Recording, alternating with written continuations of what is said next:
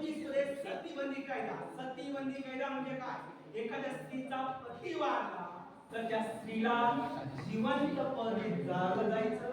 200 वर्षापूर्वी जर ती त्या स्तनावर म्हणजे मृत्यूशर बसत नसेल तर लोक तिला काठे घेऊन जायचं आणि तिला मारायचं, जिवंतपणे जाळून टाकायचं. 200 वर्षापूर्वी ही अनिष्ट प्रथा बंद केली. राजाला मोहम्मद साहेब विल्यम बेंटिंग याचा मित्रांनो एका आधारे इंग्रज आले ते 50% चांगले तिच्याकडे वरून झालं. आता सगळे खूप सियासती गेले असते याचा ना बस सत्य जायचे मग दोघांना सगळे समान नाही सत्ता पण झालं पाहिजे की नाही पण तसं होत नव्हतं. असं ती खूप प्रथा बंद झाली सांगितलं याचा ना मित्रांनो 1867 मध्ये कायदा 1847 मध्ये महात्मा फुले यांनी पहिली शाळा काढली पुण्यामध्ये.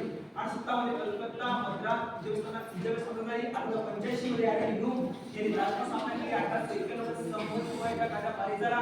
1892 मध्ये कौन्सिल झाला. 19 मध्ये विधानसभा स्थापन झाली. 1904 मध्ये अभिनव संघटना गोपाल बंगाली पारित झाली.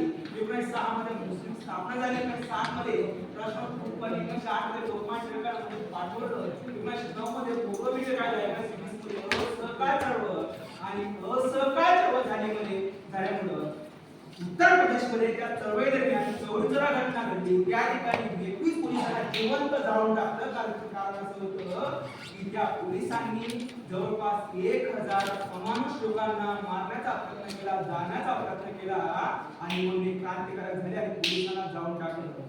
असहकार झाल्यामुळे काय झालं तिथून खऱ्या अर्थाने महात्मा गांधींना जेल टाकलं. 5 वर्ष जेलमध्ये राहिले, बाहेर निघाले आणि खऱ्या अर्थाने त्यांनी क्रांतीला सुरुवात केली.